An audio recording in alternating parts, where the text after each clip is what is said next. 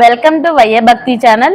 ఈ రోజు వీడియోలో ఆంధ్రప్రదేశ్లోని ఏలూరు జిల్లా జంగారెడ్డిగూడెం మండలంలోని గురవాయిగూడెం గ్రామంలో ఉన్న శ్రీ మద్ది ఆంజనేయ స్వామి వారి ఆలయం గురించి తెలుసుకుందాం. భారతదేశంలోనే విశిష్టమైన హనుమ దివ్య క్షేత్రం, శిఖరం లేని ఆలయం, తెల్ల మద్ది చెట్టే శిఖరంగా స్వయంభూ క్షేత్రం. ఈ క్షేత్రంలో స్వామి హనుమ కుడి చేతిలో గద, ఎడమ చేతిలో అరటిపండు ఉండి అడిగి ముందుకు వేస్తున్నట్లు ఉండడం విశేషం. గద భక్తుని అభయం, అరటిపండు ఫలప్రదం, ముందుకు వేసే అడుగు తక్షణ అనుగ్రహం ఇచ్చే అంశాలుగా భక్తుల అనుభవం. స్వామివారి శిరస్సు పైన 5 శిరస్సుల సర్పరాజంగా మద్ది చెట్టు తొర్ర. భక్తుల పాలిట కొంగు బంగారంగా మద్ది హనుమ ఈ క్షేత్రంలో పూజలు అందుకుంటున్నారు. మద్ది అంజన్న దర్శనంతోనే శని దోషాలు, రాహుకేతు దోషాలు, నవగ్రహ దోషాలు పోతాయని భక్తుల విశ్వాసం మరియు నమ్మకం. మంగళవారం, శనివారం ప్రదక్షిణలు విశేష ఫలప్రదం. 3 యుగాలతో ముడిపడిన స్థల పురాణం, గర్గ సంహిత, శ్రీమద్ రామాయణం, పద్మ పురాణంలో స్థల పురాణాల అంశాలు. ఆలయ స్థల పురాణం ప్రకారం 3 యుగాలకు అనుబంధంగా స్థల పురాణం చెప్పబడింది. త్రేతాయుగంలో రావణుని సైన్యంలో మధ్వాసురుడు అనే రాక్షసుడు సాత్విక చింతనంలో, రాక్షస ప్రవృత్తితో కాక ఆధ్యాత్మిక చింతనలో ఉండేవారు. సీతామాతను అన్వేషిస్తూ హనుమ లంకకు చేరినప్పుడు హనుమ పరాక్రమం ప్రత్యక్షంగా దర్శించి హనుమ భక్తుడయ్యాడు. రామరావణ యుద్ధంలో రాముని వైపు పోరాడుతున్న హనుమను దర్శించి మనస్సు చెలించి అస్త సన్యాసం చేసి హనుమ అంటూ తను చాలించారు. ద్వాపర యుగంలో మద్వకుడు అనే పేరుతో జన్మించి కురుక్షేత్ర యుద్ధంలో కౌరవుల వైపు నిలిచి యుద్ధం చేస్తూ అర్జుని రథం పైనున్న జెండాపై కపిరాజు ఆంజనేయ స్వామి వారిని దర్శించి తన గత జన్మ గుర్తుకు వచ్చి స్వామిని త్వరితగతిని చేసే క్రమంలో అస్త సన్యాసం చేసి ప్రాణత్యాగం చేసుకున్నారు. కలియుగంలో మధ్వుడు అనే పేరుతో జన్మించి హనుమ అనుగ్రహం కోసం తపస్సు చేయాలన్న సంకల్పంతో ఎర్ర కాలువ ఒడ్డున కుటీరం ఏర్పాటు చేసుకొని ప్రతిదినం కాలువలో దిగి స్నానం చరించి చాలా ఎన్నో ఏళ్లుగా తపస్సు చేస్తున్న సందర్భంలో ఒకరోజు రోజులాగానే ఎర్ర కాలువలో ఉదయం స్నానం చేసి పైకి వస్తున్న క్రమంలో జారి పడిపోయినప్పుడు ఎవరో ఆపినట్లు ఆగిపోయారు. ఒక కోతి చెయ్యి అందించి పడకుండా ఆ క్షణంలో ఆపింది. అంతేకాకుండా ఒక ఫలం ఇచ్చి వెళ్ళింది.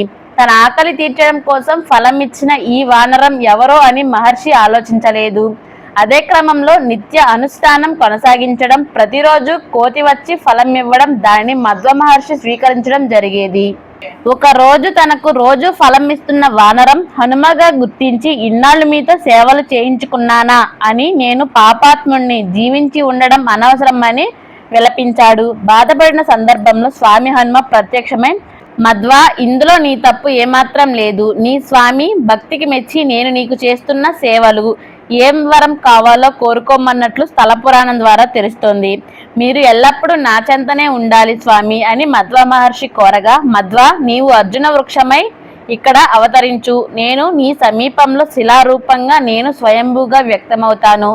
నీ కోరిక ప్రకారం ఎల్లప్పుడూ నీ చెంతనే ఉంటూ మన ఇరువురి నామాలతో కలిపి మద్ది ఆంజనేయ స్వాముడిగా కొలువై ఉంటాను అని వరం ఇచ్చి ఇక్కడ వెలిశారన్నది స్థల పురాణం.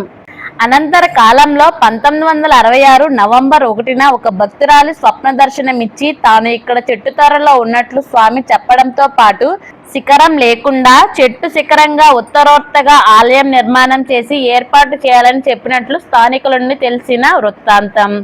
ముందు కేవలం స్వామి చుట్టూ చిన్న గర్భాలయం నిర్మించి అనంతరం 40 సంవత్సరాల క్రితం మండపం మరియు ఆలయం నిర్మించారు.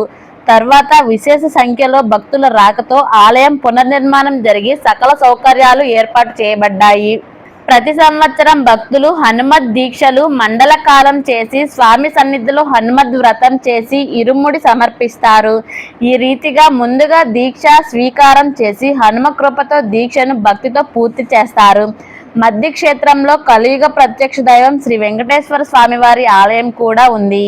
స్వామివారి సన్నిధిలో ప్రదక్షిణలు విశేషంగా భక్తులు ఆచరించే ధార్మిక విధి.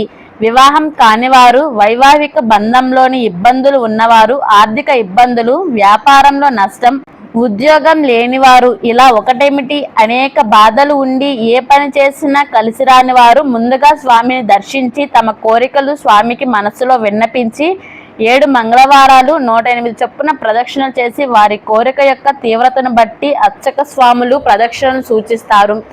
ఈ విధంగా కొన్ని వారాలు ప్రదక్షిణలు చేసి కోరిక తీరిన తర్వాత 108 ప్రదక్షిణలు చేయడం ఇక్కడి భక్తుల విశ్వాసం. శనిగ్రహ దోషాలు, గ్రహ దోషాలు నివారణ, శనివారం పూజ ఇక్కడ విశేషం. కార్తీక శుద్ధ పౌర్ణమి నుండి కార్తీక అమావాస్య వరకు ప్రతి మంగళవారం విశేష ద్రవ్యాలతో పూజలు చేయడం ఇక్కడ ఆనవాయితీగా వస్తుంది. హనుమత్ జయంతి 5 రోజులు దీక్షతో నిర్వహిస్తారు. ప్రవచనాలు, భజనలు, శోభాయాత్ర, తెప్పోత్సవం ఇలా ఒకటేమిటి ప్రతిదీ ప్రత్యేకంగా ఈ ఆలయంలో చేస్తారు. మీరు కూడా ఒకసారి ఈ ఆలయాన్ని దర్శించుకోండి. ఈ వీడియో మీకు నచ్చినట్లయితే మా వైఏ భక్తి ఛానల్ను సబ్స్క్రైబ్ చేసుకోండి. ఈ వీడియో చివరి వరకు చూసినందుకు హృదయపూర్వక ధన్యవాదాలు.